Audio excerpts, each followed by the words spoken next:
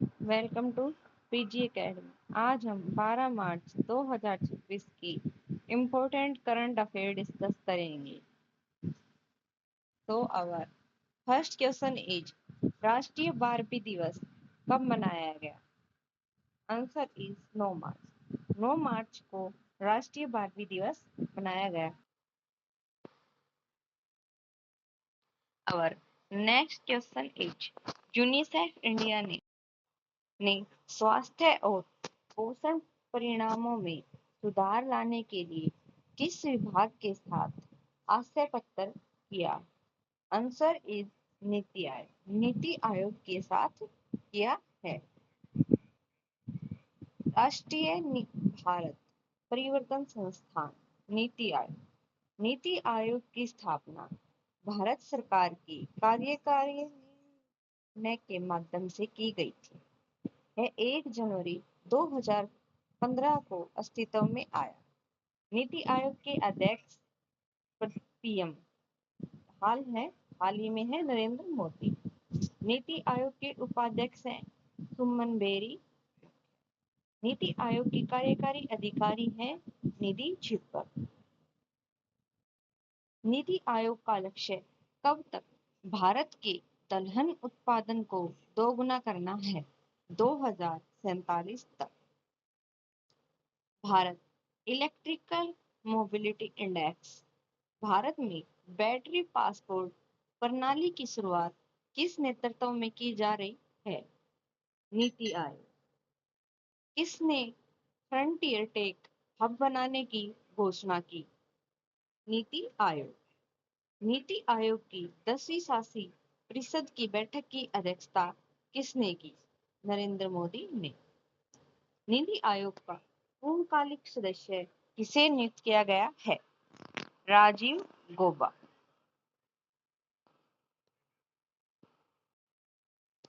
UNICEF.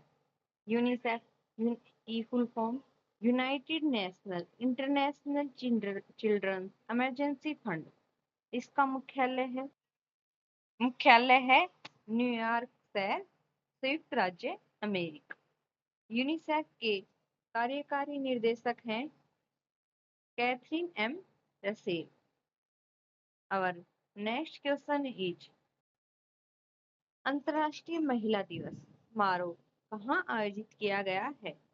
Answer is नई दिल्ली। नई दिल्ली में किया गया है। Smile international film festival for children and youth कहाँ आयोजित किया? दिल्ली में। 44वां भारतीय अंतर्राष्ट्रीय व्यापार मेला 2025 दिल्ली में हुआ। देश की राजधानी दिल्ली स्थित भाजपा मुख्यालय में नितिन नवीन ने राष्ट्रीय अध्यक्ष का पद संभाला। दृष्टिबाधित महिलाओं के लिए पहला T20 क्रिकेट विश्व कप नई दिल्ली में शुरू हो गया है। नई दिल्ली में 11वीं राष्ट्रीय हथकरघा दिवस समारोह के दौरान हॉट ऑन व्हील्स की शुरुआत की। दिल्ली विधानसभा भारत की पहली ऐसी विधानसभा जो पूरी तरह सौर ऊर्जा से संचालित हो रही है।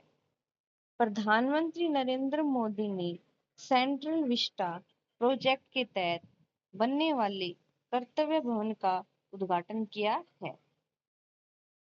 शहरों में वन्य जीव और पारिस्थितिक पर्यटन को बढ़ावा देने के लिए वैश्विक वन्य जीव मेला 2025 नई दिल्ली में आयोजित किया गया। राजीव वर्मा को हाल ही में दिल्ली का मुख्य सचिव नियुक्त किया गया है। दिल्ली में सेमिकॉन इंडिया 2025 के उद्घाटन में केंद्रीय मंत्री अश्विनी वैष्णव ने प्रधानमंत्री नरेंद्र मोदी को भारत की पहली स्वदेशी जिप शो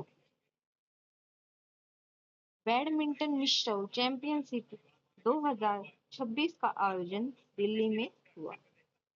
दिल्ली पुलिस का नया आयुक्त सतीश गोलचा। दिल्ली पुलिस भर्ती में 20% कोटा अग्निवीरों को दिया जाएगा। Our next question is, किस राज्य सरकार ने सार्वजनिक स्वास्थ्य सुविधाओं की जानकारी प्रदान करने के लिए मी हेल्थ मोबाइल एप्लीकेशन लॉन्च किया?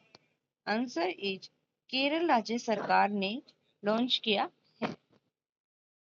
उपभोक्ता ऐप के माध्यम से ब्लड बैंक, फार्मेसी और रेडियोलॉजी सेवाओं का पता भी लगा सकते हैं। यह प्लेटफॉर्म नागरिकों को आसपास की सरकारी स्वास्थ्य सुविधाओं और उपलब्ध चिकित्सा सेवाओं की पहचान करने में मदद करता है। केरल की कैपिटल तिरुवनंतपुरम। केरल के सीएम पिनराई विजयन। केरल के गवर्नर राजेंद्र अरिप्लेकर। ज्वार भाटे से आई बाढ़ को राज्य वशिष्ठ आपदा घोषित करने वाला पहला राज्य केरल बना है। खोजकर्ताओं द्वारा टेट्राटेनियम पाइकाडे नाम की एक नई पौधे की खोज केरल में की गई।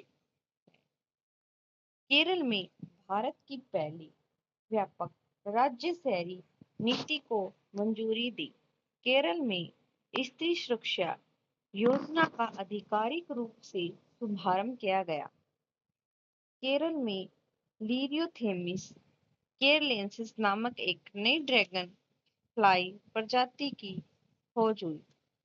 थान्यानाथन केरल की पहली ब्लाइंड जज बनी। केरल सरकार ने देश में पहली बार वरिष्ठ नागरिकों के लिए अलग से एल्डरली बजट पेश किया। केरल में एआई पर आधारित आक्रामक पौधों की पहचान के लिए नियोफाइट आईडी ऐप लॉन्च हुआ। केरल में केंचुओं की दो नई प्रजाति खोजी गई है। अड़कल पोंगल त्योहार केरल में मनाया गया है।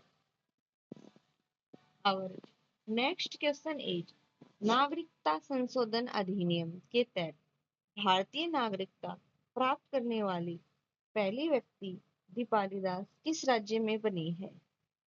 Answer is Assam. वह असम के कछार जिले के धुलाई ब्लॉक की हवाई थांग की निवासी है।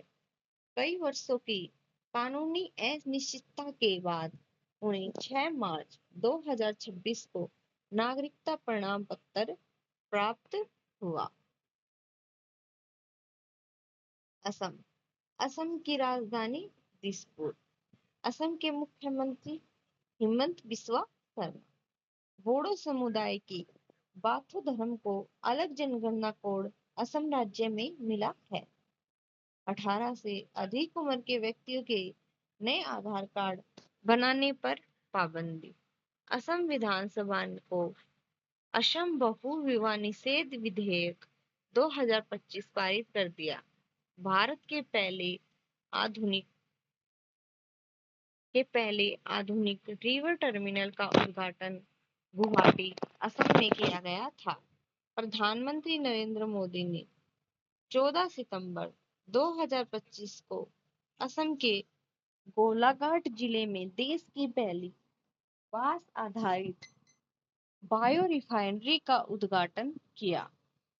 गैंडों के अवैध शिकार और अवैध वन्यजीव व्यापार को रोकने के लिए ऑपरेशन फाल्कन शुरू किया गया। यूनेस्को की विश्व विरासत सूची में ऐतिहासिक मोई असम को शामिल किया गया। असम के बक्सा जिले में गार्सिनिया कुश्मे नामक एक नई वृक्ष प्रजाति की खोज की गई। अब असम में एक नई पादप प्रजाति हेप्टाप्लूरम अस्सामिकम की खोज की है।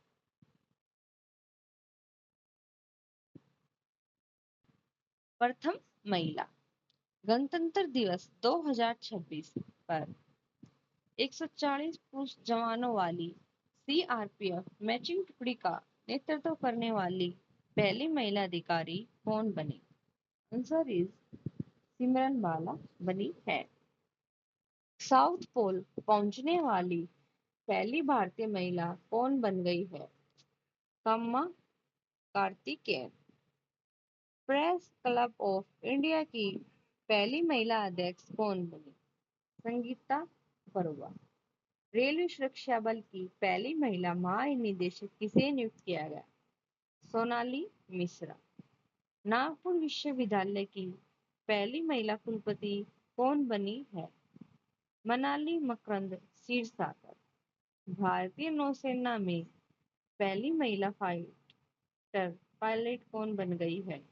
आस्था पुनिया।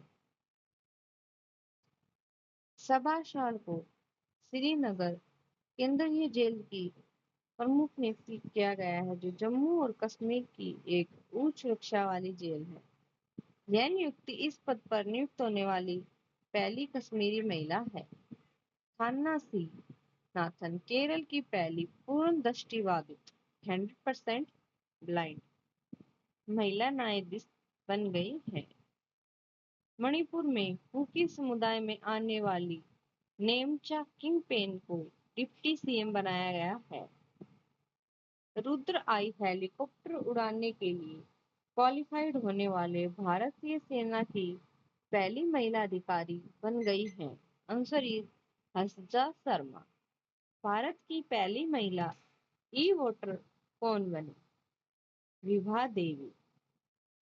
पहली महिला केंद्रीय विधि सचिव कौन बनी? अंजू राठी राणा।